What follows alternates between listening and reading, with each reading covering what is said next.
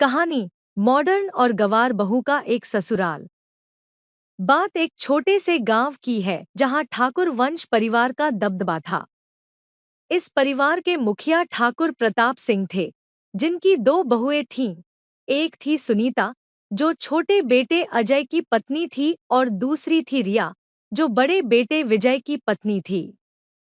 दोनों बहुओं में दिन रात का अंतर था। सुनीता गांव की एक सीधी सादी, परंपरागत लड़की थी, जो घरेलू कामों में निपुण थी और हमेशा साड़ी में ही रहती थी।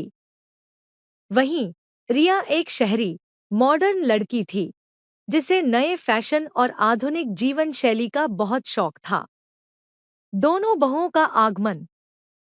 सुनीता जब इस घर में बहू बनकर आई थी, तो उसने गांव की सभी परंपराओं का आदर किया और घर के कामकाज में अपने पैर जमा लिए। उसने अपनी सास से हर छोटा बड़ा काम सीखा और अपने घर परिवार के प्रति एक खास लगाव दिखाया। परिवार के सभी लोग उसे बहुत पसंद करते थे, क्योंकि वह अपने बड़े बुजुर्गों का आदर करती थी और घर की हर जिम्मेदारी बखूबी निभाती थी। इसके कुछ सालों बाद विजय की शादी रिया से हुई। रिया शहरी माहौल में पली बढ़ी थी। उसे गांव की बातों और परंपराओं से कोई मतलब नहीं था। शादी के बाद जब वह ससुराल आई, तो उसने साड़ी पहनने से इनकार कर दिया और सलवार कुर्ता या जींस टॉप में ही घूमने लगी। सास ने कई बार उसे समझाने की कोशिश की, लेकिन रिया का स्वभाव बहुत ही बेपरवाह और तेज था। उसने गांव की रस्मों और परंपराओं को मानने से इनकार कर दिया, क्योंकि उसे लगा कि ये सब पुरानी और बेमतलब की बातें हैं।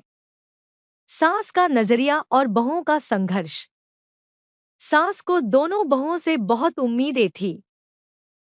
उसे सुनीता पर गर्व था, जो उसकी हर बात को मानती थी, पर रिया के आधुनिक रवैये से वह परेशान थी। उसने कई बार अपने बेटे विजय को कहा कि वह रिया को समझाए कि वह गांव के रीति रिवाजों का पालन करे, लेकिन विजय अपनी पत्नी से प्यार करता था और चाहता था कि वह जैसे चाहे वैसे रहे। धीरे धीरे दोनों बहुओं के बीच भी मतभेद बढ़ने लगे। रिया को सुनीता का घरेलू स्वभाव और उसकी सादगी रास नहीं आती थी। उसे लगता कि सुनीता ने अपनी जिंदगी को परंपराओं के नाम पर बंधन में डाल रखा है।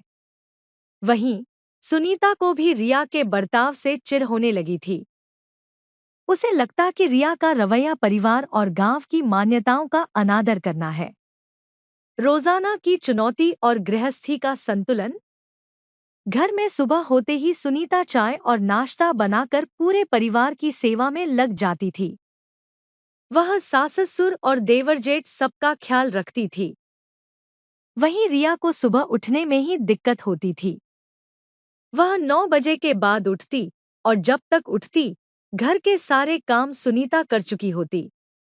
सास को यह बात चुभती थी कि रिया काम में हाथ नहीं बंटाती और दिन भर फोन या टीवी में लगी रहती है। एक दिन सास ने रिया से कहा, बेटी, देखो, सुनीता तो सब काम करती है, तुम भी थोड़ा हाथ बंटा लिया करो। ये घर तुम्हारा भी है।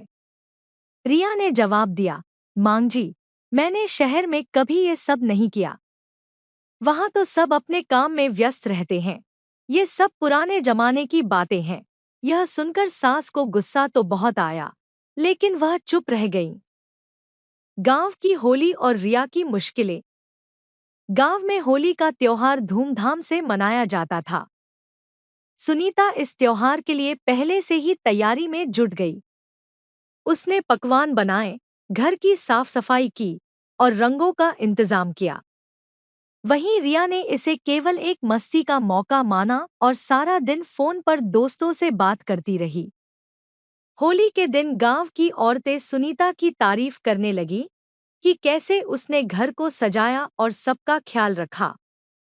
वहीं रिया को सबने एक अलग नजर से देखा, क्योंकि उसने त्योहार को लेकर कोई उत्साह नहीं दिखाया। रिया को इस बात का बुरा लगा और वह सुनीता से चिढ़ने लगी। दोनों बहुओं की सीख। एक दिन ठाकुर प्रताप सिंह ने सोचा कि वह दोनों बहुओं को एक मौका देंगे जिससे वे खुद समझ सकें कि असली जीवन की खूबसूरती कहाँ है। उन्होंने दोनों को खेतों में काम करने का निर्देश दिया और कहा, अगर तुम दोनों घर की सच्ची मालकिन बनना चाहती हो तो मेहनत की कद्र करना सीखो। सुनीता ने खुशी खुशी काम शुरू कर दिया, जबकि रिया को यह बेहद अजीब लगा। वह बार बार शिकायत करने लगी, ये मेरे काम का हिस्सा नहीं है, मैं ऐसे खेतों में काम नहीं कर सकती। प्रताप सिंह ने रिया से कहा, बेटा, जब तक तुम अपनी जड़ों से नहीं जुड़ोगी तब तक इस घर की असली खूबसूरती को नहीं समझ पाओगी। रिया को यह सुनकर कुछ समझ में आया, लेकिन उसने किसी से कुछ नहीं कहा। रिश्तों की अहमियत को पहचानना। धीरे धीरे रिया ने देखा कि सुनीता को सब कितना मानते हैं और क्यों। उसने महसूस किया कि उसके मॉडर्न नजरिए के बावजूद वह अपने ससुराल के लोगों का प्यार और सम्मान हासिल नहीं कर पा रही थी। एक दिन उसने सोचा कि क्यों न वह भी परिवार के लिए कुछ करे और रिश्तों की अहमियत को समझे। एक दिन रिया ने सुनीता के पास जाकर कहा, भाभी, मुझे आपसे कुछ सीखना है। मैं जानती हूँ कि मैं अभी तक गलत कर रही थी, लेकिन अब मैं इस घर का हिस्सा बनना चाहती हूँ। सुनीता ने मुस्कुराते हुए कहा, रिया, रिश्तों की खूबसूरती तो मिलजुल कर काम करने और एक दूसरे की मदद करने में ही है। मैं हमेशा तुम्हारे साथ हूँ। समझदारी का असली मतलब। रिया ने धीरे धीरे घर के कामों में हाथ बंटाना शुरू कर दिया। उसने सास की मदद की, खाना बनाना सीखा और गांव की परंपराओं को मानना शुरू किया। अब वह भी साड़ी पहनने लगी और परिवार की हर छोटी बड़ी खुशी में शामिल होने लगी। उसके इस बदलाव से सभी खुश थे। सास ने भी उसे गले लगाते हुए कहा, अब तुम इस घर की सच्ची बहू हो, बेटी।